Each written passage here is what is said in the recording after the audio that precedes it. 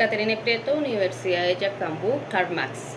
Filósofo, economista, sociólogo, historiador, intelectual, periodista y político comunista son algunos de los descriptores con los que se asocia Karl Marx. Nacido en el año de 1818, fue un típico joven rebelde. Su padre, un rico abogado de ascendencia judía, fue quien lo introdujo en el pensamiento liberal de la Ilustración y la crítica al régimen absolutista prusiano. Antes de hablar acerca de su gran obra El Manifiesto Comunista, el cual fue escrito a la edad de 30 años en el año de 1848, vivió bastantes experiencias a nivel personal, intelectual y político.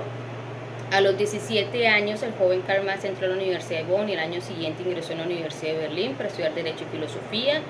Allí fue cuando entró en contacto con el filósofo más influyente de la época, Hegel. Pronto se alineó con la corriente de los llamados jóvenes hegelianos, los cuales eran un círculo de discípulos de Hegel que hicieron una interpretación democrática y laicista del pensamiento de su maestro. Ya para el año de 1841, esta época, la cual significó su gran paso a la edad adulta, fue forzado a renunciar a una carrera académica. Encontró su nueva orientación como escritor freelance en un periódico sobre política y economía. Ahí fue donde Marx empezó a afinar su propia voz, una mezcla singular de filosofía y crítica política. Una de sus primeras colaboraciones fue en defensa de la libertad de prensa, que se caracterizó como el espejo espiritual en el cual el pueblo se contempla, y fue junto con la libertad de comercio una de las causas que con más fuerza abrazó entonces. Más tarde no tardó en engrosar el equipo editorial y ejercer como director informal de la Gaceta.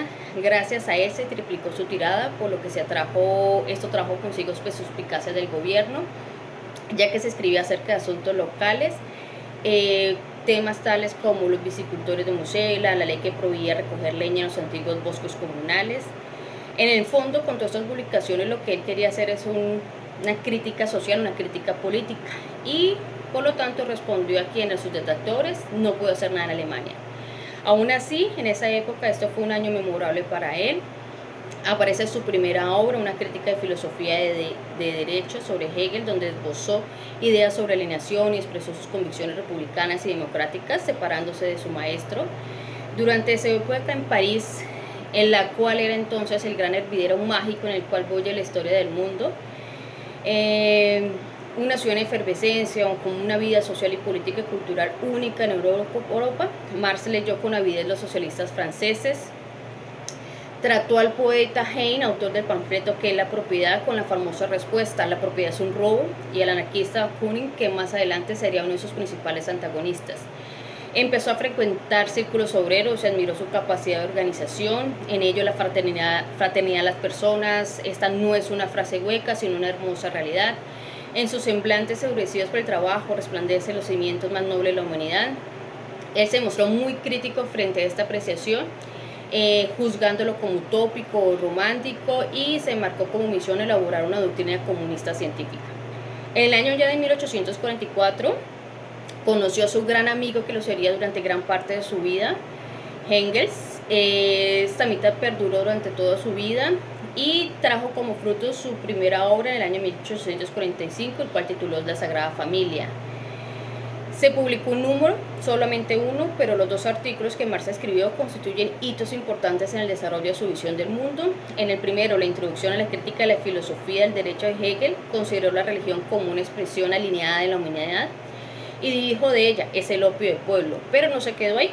Para él, la crítica de la religión no era un fin mismo.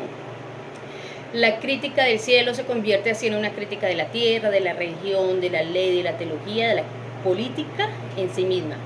En el segundo, titulado sobre la cuestión judía y acusado a veces injustamente de antisemitismo, enunció por primera vez la idea de que la emancipación humana estaba ligada al fin del capitalismo.